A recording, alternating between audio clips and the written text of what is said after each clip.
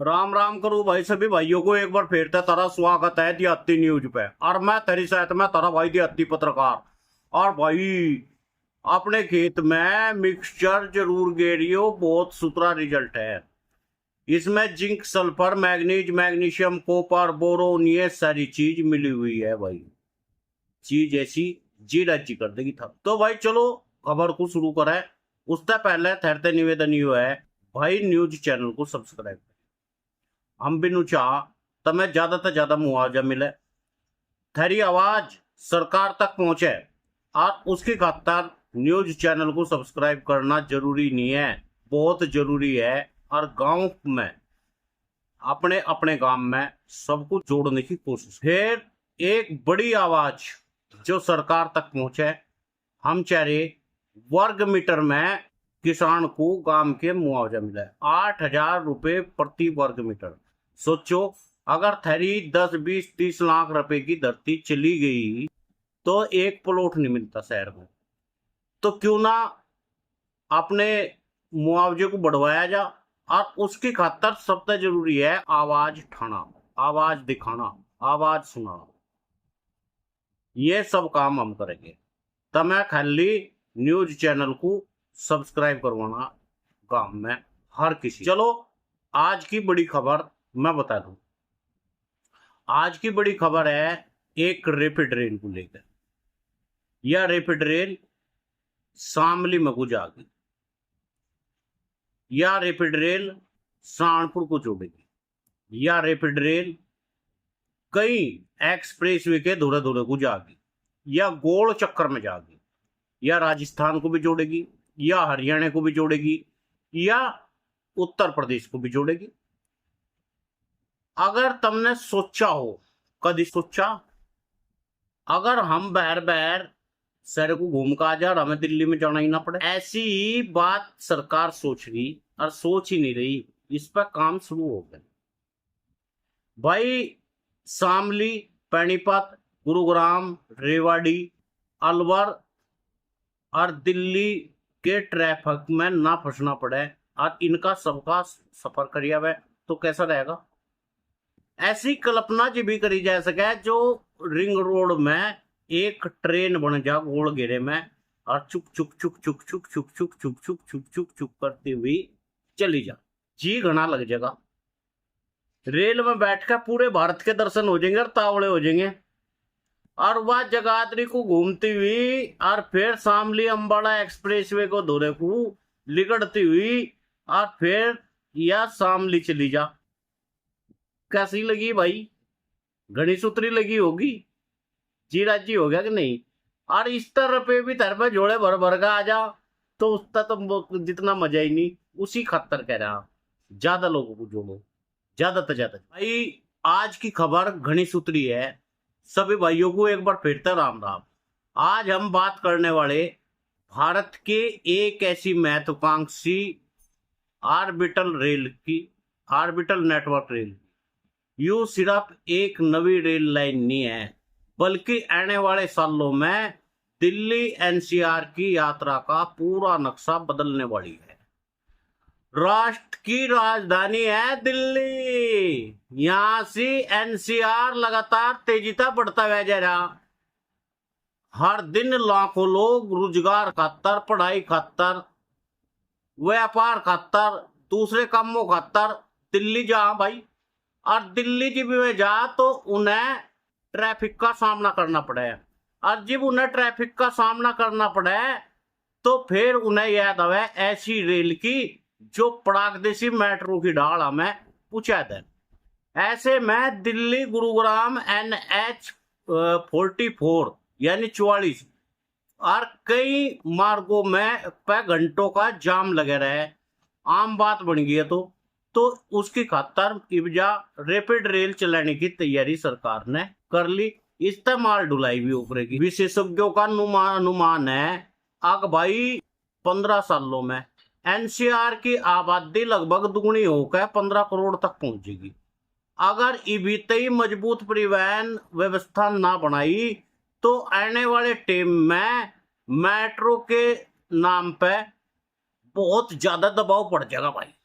इस चुनौती को देखते हुए एनसीआर में मास्टर प्लान 2041 के तहत ऑर्बिटल नेटवर्क की अवधारणा सामने आई और इसमें परियोजना का उद्देश्य दिल्ली की तरफ तय आधुनिक रेल रिंग तैयार करना, रिंग रोड।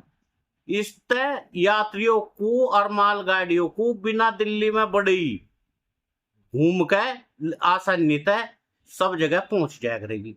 ऐसे में माल कई शहरों में पहुंचाना पड़ेगा। इस प्रस्तावित नेटवर्क तय भारत के 25 शहर जुड़ेंगे। 25 शहरों को 25 कस्बों को जोड़ने की उम्मीद है।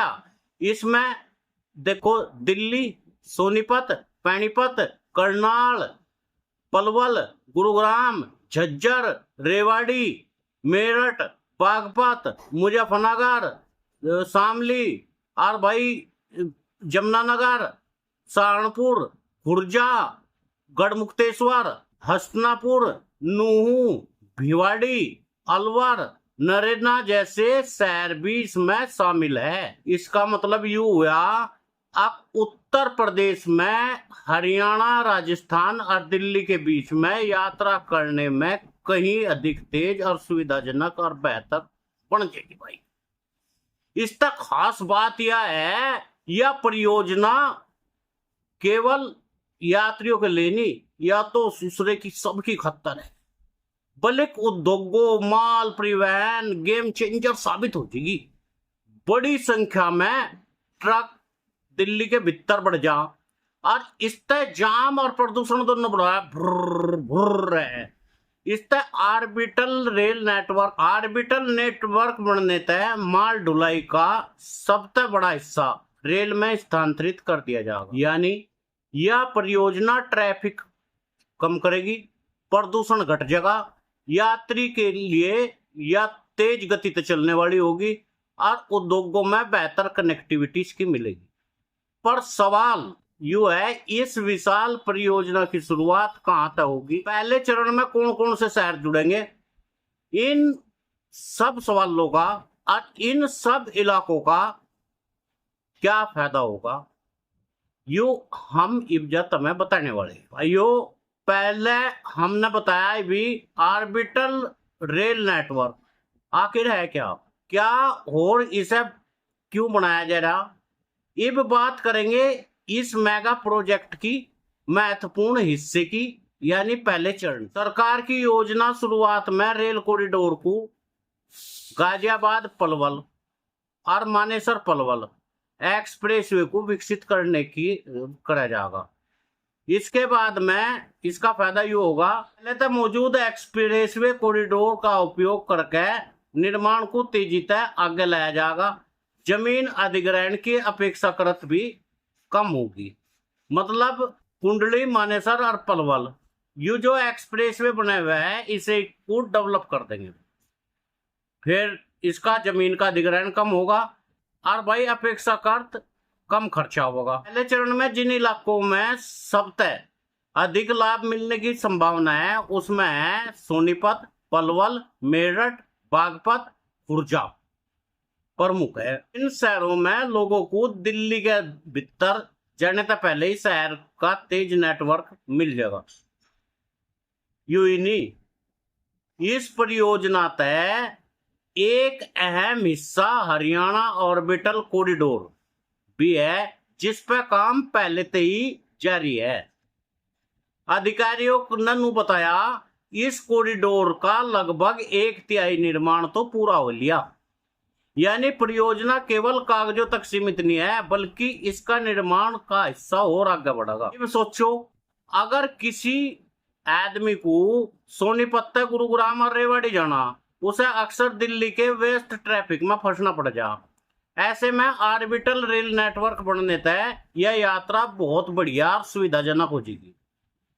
इसी डाल मेरठ, बागपत और शामली जैसे शहरों में लोगों को बहुत बड़ा फायदा मिलने की उम्मीद है। पश्चिमी उत्तर प्रदेश के इन शहरों में एनसीआर तय आर्थिक सामाजिक जुड़ाव लगातार बढ़ रहा भाई। बढ़िया रेल कनेक्टिविटी मिलने का रोजगार, व्यापार और भाई शिक्षा के अवसर भी खूब बढ़े। परियोजना का एक बड़ा उद्देश्य है इसमें केवल परिवहन ही नहीं, माल को ढोना भी आसान हो जाएगा। हजारों ट्रक दिल्ली की सड़कों पर रोज घूमे, जिससे ट्रैफिक जाम हो, प्रदूषण बढ़े। मालगाड़ियों के ऑर्बिटल नेटवर्क तय ओयू ढोना आसान हो जाएगा, सामान ढोना, तो दिल्ली तय सड़कों पर भारी वाहन का दबाव भी कम हो जाएगा। परियोजना बनाने वालों ने दिल्ली गुरुग्राम NH 44 और भाई वेस्ट राष्ट्रीय राजमार्गों की भीड़ भी घट जाएगी। इसकी साथ साथ ही मेट्रो पे भी यात्रियों का दबाव जो बढ़ता हुआ जा रहा वो भी कम हो जाएगा। लोगों की जमीन जाएगी और उनका अपना डंडा सा पूंछ और बुढ़ाने का रास्ता हो जाएगा। हालांकि इतनी बड़ी परियोजना को पूरा करना बहुत आसान नहीं है। इसके खातर हजारों करोड़ रुपए का निवेश करा जा, कई राज्यों के बीच में समन्वय और भाई विस्तृत इंजीनियरिंग कार्य की जरूरत पड़ेगी।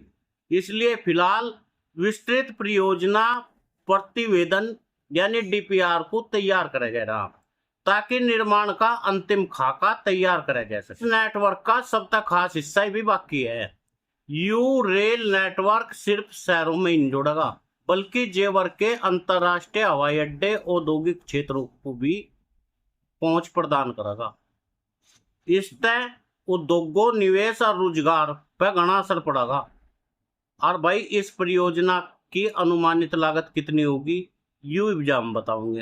अब तक हमने जो बताया वो ऑर्बिटल रेल नेटवर्क क्यों बनाया जा रहा, पहले चरण में किन शहरों को जोड़ा जाएगा, और सबसे बड़ा बात यह है भाई उस पहलू में इस परियोजना को केवल एक रेल नेटवर्क नहीं बल्कि पूरे NCR की आर्थिक रीढ़ बनाना है। इस परियोजना का सबसे महत्वपूर्ण लक्ष्य जेवर अंतरराष्ट्रीय हवाई अड्डे को पूरे NCR के आसपास औद्योगिक क्षेत्रों तक जोड़ना है।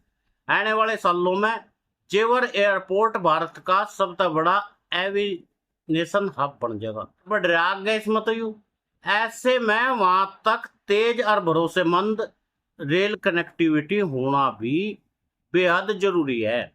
ऑर्बिटल रेल नेटवर्क तय रेवाड़ी, भिवाड़ी, मानेसर, अलवर और भाई औद्योगिक क्षेत्रों में पहुंचना पहले की तुलना में घना आसान हो जाएगा।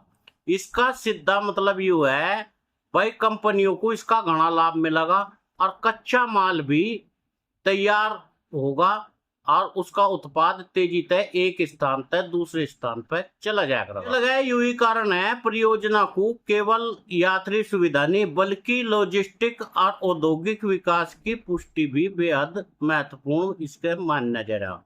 अब हम बात करेंगे लागत की। पहले चरण में हरियाणा सेक्शन की जो लंबाई होगी वह 126 किलोमीटर की प्रस्तावित है।